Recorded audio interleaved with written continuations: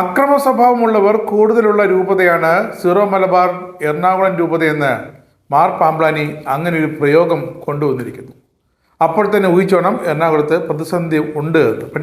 ബാക്കി 34 രൂപതകളിലും അക്രമ സ്വഭാവം ഉള്ളവർ കുറവ് എന്നാണ് പാമ്പ്ലാനി അർത്ഥമാക്കിയത്. ഈ മെത്രാന്മാർ എറണാകുളം അതിരൂപതയെ ഇങ്ങനെ പറഞ്ഞ് പരിഹസിക്കരുത്. വിമതർ കഴിഞ്ഞ കാലങ്ങളിൽ തെരുവ് സമരങ്ങളടക്കം നടത്തിയതിലൊന്നും ഈ മെത്രാന്മാരുടെ ഈ ആധിയോ അഭിപ്രായ പ്രകടനമോ ഒന്നും കണ്ടില്ല. ഇപ്പോഴത്തെ മാർപ്പാപ്പയുടെ ഒരു നിർദ്ദേശം പോലും വൈദികർക്ക് ഇപ്പോൾ ലഭിക്കുന്നില്ല എന്ന പരാതിയുണ്ട്. കാരണം മാർപ്പാപ്പയുടെ പഴയ കാര്യം തന്നെയാണ് ഇപ്പോഴും നിലനിൽക്കുന്നത്. ഏകീകൃത കുർബാന, സമവായമല്ല. മെത്രാന്മാർക്ക് അങ്ങനെ എന്തെങ്കിലും സമവായത്തിൽ നിന്ന് മാറി മറ്റൊരു കുർബാന ഉണ്ടെങ്കിൽ അത് രേഖാമൂലം വൈദികർക്ക് ആ അറിയിപ്പ് ലഭിക്കേണ്ടതാണ്. ഒന്നും ലഭിച്ചിട്ടില്ല.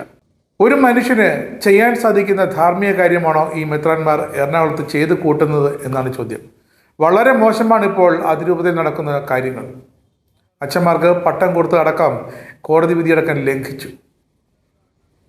ജനാഭിമുഖം നിങ്ങൾ പൂർണ്ണമായി നടപ്പാക്കിയാലും ഇപ്പോൾ തന്നെ ഓരോ കുർബാനയും 50-50 ഏകീകൃതമെന്ന് സ്വീകരിച്ച് കഴിയുന്ന വിശ്വാസികളുണ്ട്, യഥാർത്ഥ വിശ്വാസികൾ. അവർ എതിർക്കും. പക്ഷേ അവർ പൂർണ്ണമായും ജനാഭിമുഖം കൊണ്ടുവന്നാലും അക്രമം ചെയ്യില്ല സഭയിൽ ഒരിക്കലും. ഇനിയെങ്കിലും മെത്രാന്മാർ ഈ ധാർമ്മികതയില്ലായ്മ അവസാനിപ്പിക്കണം. അവരെ അക്രമികളിൽ നിന്ന് വിളിക്കരുത്. സമുദായ ശാക്തീകരണം എന്നത് ജോലി, അവരുടെ എണ്ണം, മൈഗ്രേഷൻ കുറയ്ക്കുക, ഇതിലൊന്നുമല്ല. 48 ലക്ഷത്തോളം വരുന്ന അൽമയുടെ അടിമത്വം രൂപതകളിൽ കുറയ്ക്കുക എന്നതാണ് സമുദായത്തിൻ്റെ ശാക്തീകരണത്തിൻ്റെ പ്രധാന ലക്ഷ്യം. അക്രമികളും മെത്രാന്മാരും മാത്രം കൂടുതൽ ശക്തരായ മതി എന്ന ആ ധാരണ തിരുത്തണം. നിയമവിരുദ്ധ കുർബാന ബസലിക്കയിൽ ചൊല്ലരുത് എന്ന കോടതി ഉത്തരവ് ലംഘിച്ച് വിശ്വാസികളെ പ്രകോപിപ്പിച്ചു കൊണ്ടേയിരിക്കുന്നത് ആരാണ്? പാമ്പ്ലാനിയും എറണാകുളത്തെ വിമത കുരിയുമാണ്. പിന്നെ ബസലിക്ക അഡ്മിനിസ്ട്രേറ്ററും. ഒരു വ്യത്യാസവുമില്ല. അവർക്കതിനൊരു കുഴപ്പവുമില്ല. വ്യാജരേഖ ഉണ്ടാക്കിയ വൈദികരാണോ അതോ ഇപ്പോഴത്തെ വിശ്വാസികളാണോ കുറ്റക്കാർ? വ്യാജരേഖ ഉണ്ടാക്കിയവർക്കെതിരെ എന്ത് നടപടിയാണ് സഭ എടുത്തത്, സിനഡ് എടുത്തത്? അതുപോലെ തന്നെ അതിരൂപതയ്ക്ക് മുമ്പേ നടന്ന അക്രമ സംഭവങ്ങൾ, അതിരൂപതയുടെ ഗേറ്റ് വരെ തകർത്ത് കടന്ന ആ അന്നത്തെ അക്രമങ്ങൾ, അവരൊന്നും അക്രമികളല്ലേ?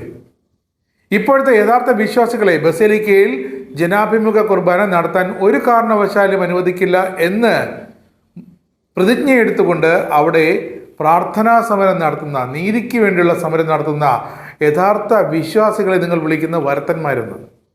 ആ വിശ്വാസികൾ അക്രമം കാണിക്കുന്നു എന്നാണ് നിങ്ങൾ പറയുന്നത്. അങ്ങനെയെങ്കിൽ ഈ വിശ്വാസികളെ അങ്ങനെ പരിഹസിക്കുകയാണ് മാർ റാഫേൽ പിതാവും മാർ പാമ്പ്ലാനിയുമൊക്കെ എങ്കിൽ ഇതിനു മുമ്പ് എറണാകുളത്തെ തെരുവുകളിൽ വിമത വൈദികരുടെ നേതൃത്വത്തിൽ ലോഹയിട്ട് നടത്തിയ ആ പ്രതിഷേധ കൂട്ടങ്ങളെ എന്ത് വിളിക്കും? അവർ കാണിച്ച തെമ്മാടിത്തരം, അവർ കാണിച്ചത് മാർപ്പാപ്പയുടെ ഉത്തരവുകളെയും അഭ്യർത്ഥനയും വരെ ലംഘിച്ചു. അതിനെ തൃണവത്കണിച്ചു. പിന്നീടോ ബസലിക്കയിൽ നിന്നും അതിരൂപതയിൽ നിന്നുമൊക്കെ നൽകിയ സർക്കുലറുകൾ അത് പരസ്യമായി കത്തിച്ച് അവർ അവഹേളിച്ചത് സഭയെ തന്നെയാണ്, സഭയുടെ നാഥന്മാരായ പിതാക്കന്മാരെ തന്നെയാണ്. അത് മനസ്സിലാക്കാതെയാണ് ഇപ്പോൾ ഈ മേജർ പിതാവും മൈനർ പിതാവും കൂടി യഥാർത്ഥ വിശ്വാസികളുടെ നേരെ തിരിഞ്ഞിരിക്കുന്നത്. ഇപ്പോൾ വിഷയം കൊണ്ടങ്ങ് മാറിയിരിക്കുന്നു. മുമ്പ് വിമത പ്രവർത്തനം നടത്തി സഭയുടെ സമാധാന അന്തരീക്ഷം തകർത്ത് സഭയുടെ പ്രവർത്തനം തന്നെ, സഭയുടെ ആ ഒരു വിശ്വാസ്യതയും സഭയുടെ മാന്യതയും അഭിമാനവും ഒക്കെ തകർത്ത് മുച്ചൂടും മുടിച്ച വിമതർ ഇപ്പോൾ നല്ല വിശ്വാസികളായി രൂപത കുരിയെ കാണുന്നു. ബസലിക്കയിലടക്കം ഏകീകൃത കുർബാന കൊള്ളാൻ വേണ്ടി കാത്തു നിൽക്കുന്ന, പ്രാർത്ഥനാ സമരവുമായി തുടരുന്ന, ബസലിക്കയിൽ വന്ന് തങ്ങളുടെ ഭവനങ്ങളിലും ബസലിക്കുമൊക്കെ നാവിൽ നിന്നും പ്രാർത്ഥനാ വചനങ്ങൾ മാത്രം ഉരുവിട്ടുകൊണ്ടിരിക്കുന്ന യഥാർത്ഥ വിശ്വാസികളെയാണ് ഇപ്പോൾ വിമതരെന്ന് മുദ്ര കുത്തുന്നത് ഈ മേജർ പിതാവും മൈനർ പിതാവും ചേർന്നു.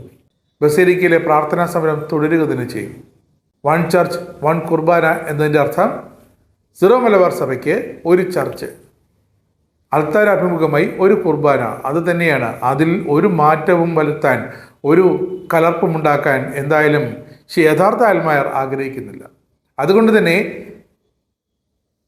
ആർച്ച് ബിഷപ്പോ ഒക്കെ എന്തൊക്കെ തന്നെ വിശ്വാസികളെ അവഹേളിച്ചാലും പരിഹസിച്ചാലും അവജ്ഞയോടെ നോക്കിക്കണ്ടാലും പ്രസ്താവനകൾ തുടരെ അവർക്കെതിരെ ആക്രമണങ്ങളെ അഴിച്ചുവിട്ടാലും വിശ്വാസികൾ തങ്ങളുടെ ഏകീകൃത കുർബാന ഒന്ന് ദർശിക്കുന്നതുവരെ തങ്ങളുടെ പ്രാർത്ഥനാ യജ്ഞം തുടരുക തന്നെ ചെയ്യുമെന്ന് ഒന്നുകൂടി ഓർമ്മിപ്പിക്കുന്നു.